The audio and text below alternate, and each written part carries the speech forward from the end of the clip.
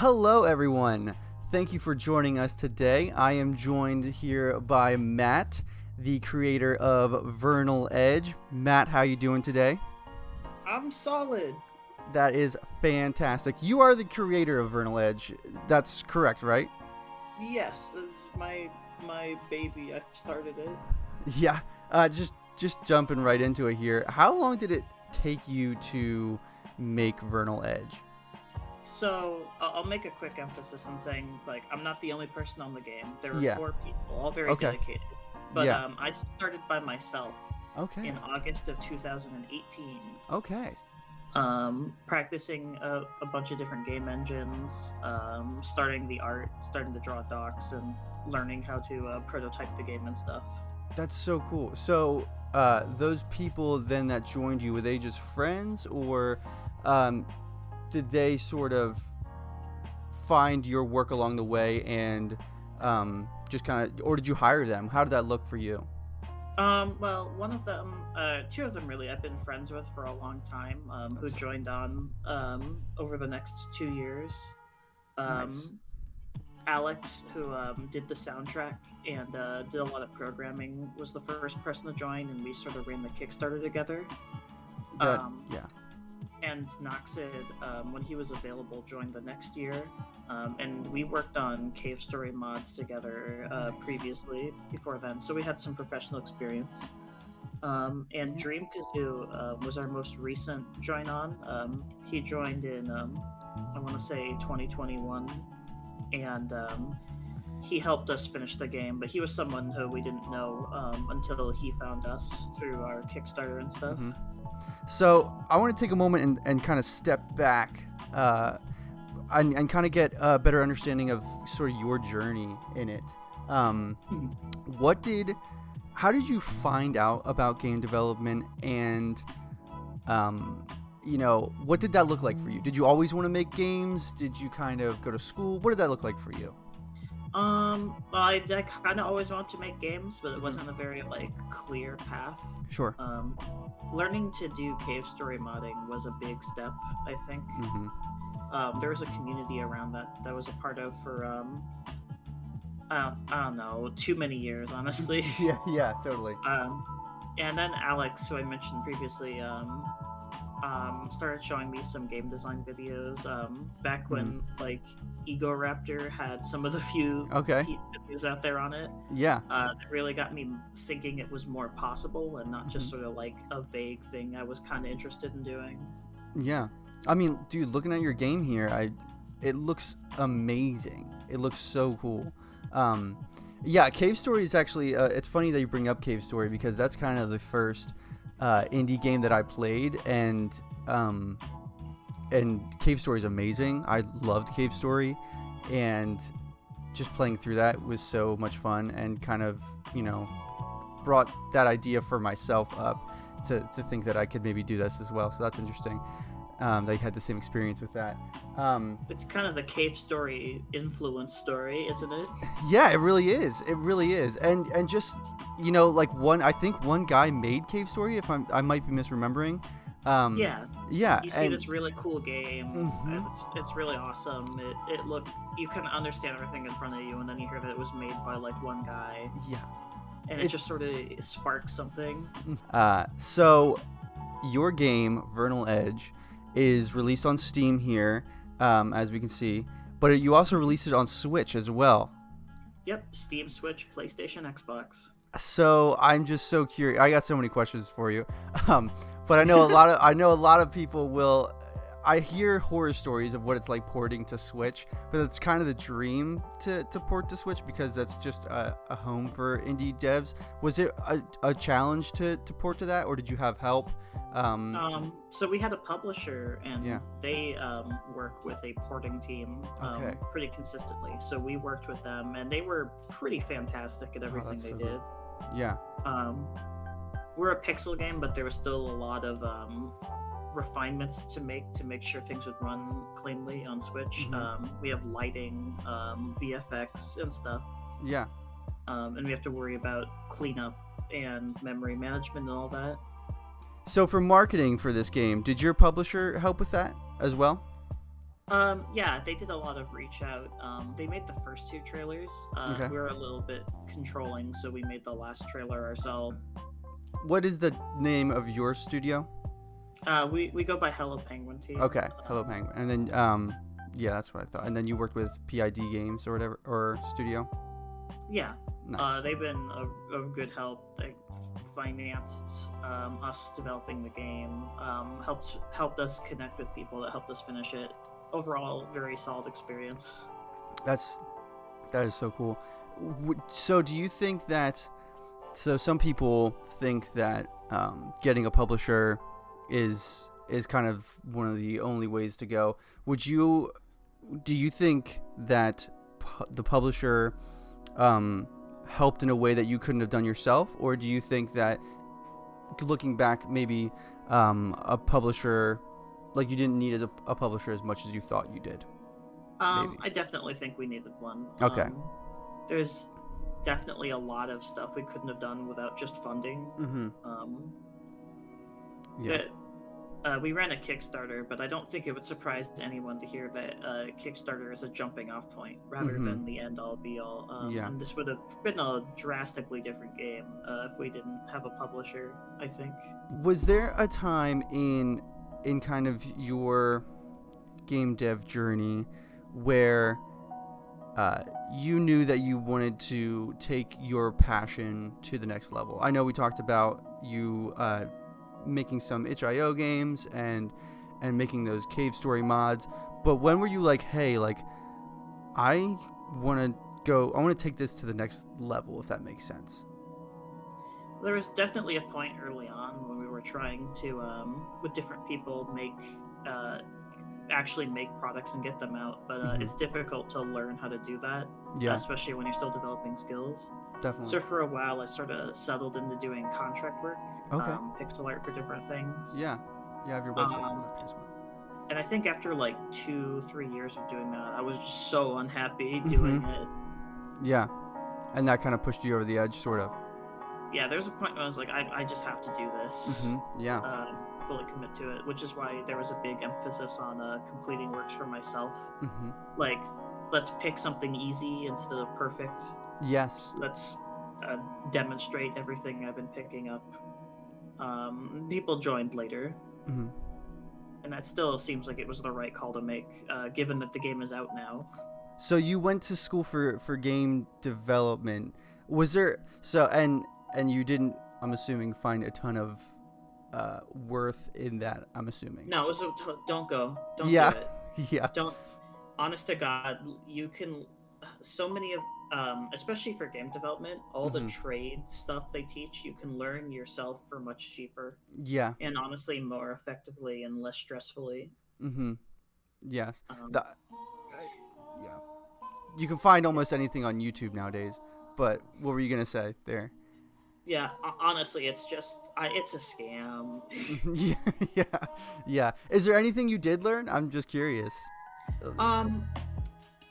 They're very good at one thing the schools are good at is introducing you to software. Okay. And stuff that is very like intimidating and might be difficult to pick up through guides. Like 3D modeling software is for a lot of people. Yeah. Because having a physical presence makes someone there to actually just point to you stuff and fix the little mistakes quickly is very convenient. Yeah, I think. Yeah, but that's not worth the price of admission. Sure. Yeah. I bet there's people out there, almost like a mentor, sort of. Would you say it's kind of similar to that? Yeah, finding a mentor, even like paying a couple $100 like to go through some sort of online program to learn one thing is probably a lot more effective. Yeah, instead of thousands of dollars in 4 years of your life. Yeah. The time, money, and culture are definitely not worth it. Yeah. We kind of talked about it already, but what it looked like for you to reach out to publishers. I know that people in the community, it's kind of scary to reach out to publishers, you know, like maybe you need to get a lawyer, or you know, you don't want to do anything illegal, or you know, sell your soul to anyone. What did it look like for you to, you know, you mentioned that people were reaching out to you, but how did you, I guess, ultimately land on the publisher you used? How did you come into contact with them? Was it an easy process? What did that look like for your team? So we did a mix of reach outs and interacting with people who reached out to us. Yeah. In the end, our publisher was one of the people that reached out to us. Okay. Which is honestly usually a better sign, I think. Mm-hmm. Just because you have people that you don't need to like re-pitch your product to, especially if it's like ours where the gameplay is a little atypical. Okay. Yeah. But there was just a lot of like check arounds to there's a lot of questions to say like how secure are we, mm-hmm. are you going to respect our wishes, and are like you interested in the same game we are, or do you want to change it? Yeah. There's just a lot of like checking around to make sure that your interests are aligned. Mm-hmm. There was a couple people we reached out to that and we ended up not going with because our interests didn't line up. Like they were more interested in branding, and we weren't like long-term branding. Oh, okay. We okay. weren't really interested in making the changes that we thought would have to happen to make that work. Yeah. Yeah. Definitely wanted our game to be niche. Yeah, absolutely. And so did you have to go, did you get a lawyer? I'm just out of curiosity. Maybe you can't share that, I don't know. But did you have to get a lawyer to do this? No, but okay. We had some experience amongst ourselves doing business and reading contracts. Okay. Would you say that's necessary? Like, would you say that you need to have that knowledge beforehand, and if you don't, you should get a lawyer, or would you, I don't know. Does that make sense? I think in general, if you're not confident if you don't understand thoroughly the legal talk you're reading and what it means, you should talk to someone who does. Yeah. Okay.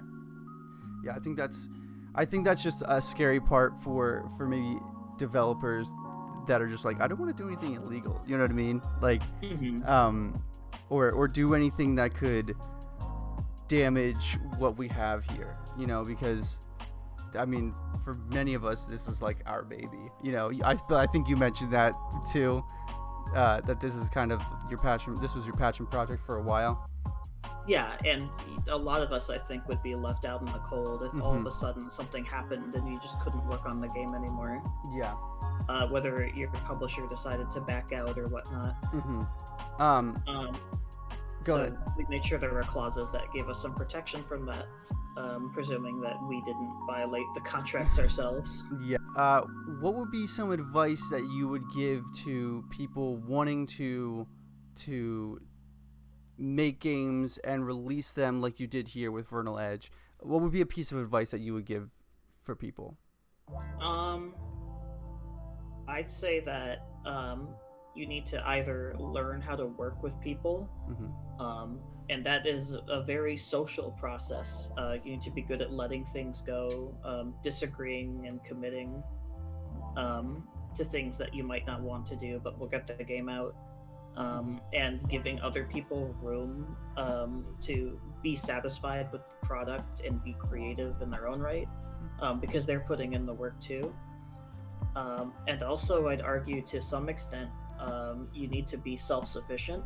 Yeah. Because you can't really start a project that you're happy with if you're totally out of control of certain elements of it. Like if you can't program at all, you can't like get a character to run around on screen, which is the most basic element you can, then you can't really do anything. You're totally like dependent on other people. And it's fine to depend on other people, but not like to build the base, because building the base unsuccessfully is sort of why most projects never take off. So I'm not a great programmer. I picked up a lot starting this project, but I spent a long time learning to do environment art, and I spent a long time learning to animate. So I could have a character run around on screen satisfactorily. I could spawn objects, move them coordinates, and do some basic management. And, when other people who are better at programming joined the project, they replaced things that I wrote. Okay. Some of them they didn't, Mm-hmm. but there was like enough of a core there that I could build a reasonably fun video game without all the bells and whistles, and use that to sort of motivate people and see why the thing I was making had potential at all. Yeah. That's It also just makes you a total powerhouse. You can just solve a problem without having to like make it a team effort. Mm-hmm. Yeah, that is solid advice. I know whenever I do a game jam, just a small game jam with my team, the amount that is learned in just that short amount of time is just so much. And then, having teammates to come alongside you and make your stuff even better. I mean, that's why this game is doing so well, because you allowed others to help you in that, For us, game jams have usually been more about learning to work with people than they have been about like flexing our creative muscles. Because people can pass down skills to us during that time, and we can learn like what we like where we lean on each other, where we can't, where people need space and where people need help. And that's always been like, for me, game jams have always been a chance to like see how I work with people rather than I guess just a chance to try something cool. Yeah, that's a great point too, because I recently did a game jam where I had the chance to work side by side with someone in a way that I hadn't before, and it opened up a whole new just areas that I needed to grow in, as far as like project management and just communication is so key in that. And I'm sure you would agree that communication with your team is just huge. Do you guys all you mentioned that you currently live with Alex, but the others on your team, do you work with them remotely? Yeah, that's all remote. Okay. Yeah. Is there any project management things that you use? Do you meet regularly, like daily, or what does that look like for your team? We have a dedicated Discord server. We have weekly meetings, and everything that like people need to work goes on a Trello. Yes. So that way, not every decision needs to be. No one says like, "Oh, I forgot. What did we decide again?" or whatnot. It definitely takes some discipline to keep that sort of thing going. Yeah. Even with the best teams, sometimes you'll get people forgetting stuff or going off to do something on their own, and all that. So having like a sort of above system people can reference, like having just a well organized Trello page is super helpful. Yeah, I hear many people use Trello, and while I haven't implemented it yet for our team, I definitely think that something similar to that or that is kind of key to helping the team move forward. So I'm just curious. This just out of curiosity. Are you guys still working on Vernal Edge post, or are you kind of looking towards the future now to newer projects? I'm just curious what that looks like. A little bit of both. Yeah. Right now we're uncertain of what a content update for Vernal Edge will look like in the future, but we do have changes we'd like to make in reply to feedback we've gotten. That might take a little bit longer to work on. Nice. That are definitely coming. We're thinking about what we want to do next, preferably something shorter. Okay. Yeah. But that's going to be a little while before something like that starts up again. Sure. Yeah. I am super pumped to play this. Even those 3D areas, they remind me sort of almost like classic RPG, kind of like Chrono Trigger or old Dragon Quest games. It Been reminds me hearing of a that. lot of Skies of Arcadia Yes, from Skies of people. Arcadia. Yeah. What was the main um, influence or inspiration for this game? Well, well, for the game as a whole, or for this 3D stuff. Or the game as a whole. Let's just go over the whole game. I mean, I like exploration a Mhm. lot. I like picking places apart, and at the same time, I also like doing the same thing for combat systems. Okay. Yeah. The the year I started earlier in the year, the trailer for Devil May Cry 5 popped off really hard, Okay. Yeah. and I was like, oh, I didn't realize people had a real investment in this sort of thing. I figured it was more niche. Mhm. Yeah. So after seeing people get more excited for that for a while, I decided that there's probably room to actually sell this thing I was wanted to make. Mhm. Yeah. So I designed, tried some character designs, made a person with a sword, and got prototyping. Yeah. That is so cool. That is so. I'm sure many people watching this will be so inspired by your story, and just because you're really just you're doing it. You're doing what everybody hopes to achieve someday, and that's super special.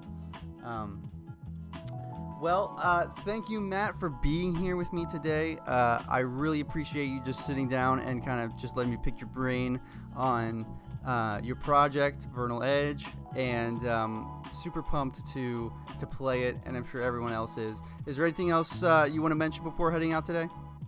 Please buy it. Please. Yes, absolutely. Steam, Switch, PlayStation, Xbox. Absolutely, yes. Yeah, I mean, honestly, $17 is not too shabby. I mean, like that's a good price in my book for how long I've heard the game is. So, yeah, I'm definitely gonna be picking it up, and I'm really excited to play it. If everybody wants to go check out Vernal Edge, you can find it on Steam and Switch and PS4, or is it PS5? PS4 and 5, they both work. Nice. Yeah. Go check it out, and we will see you all next time. Thank you, guys.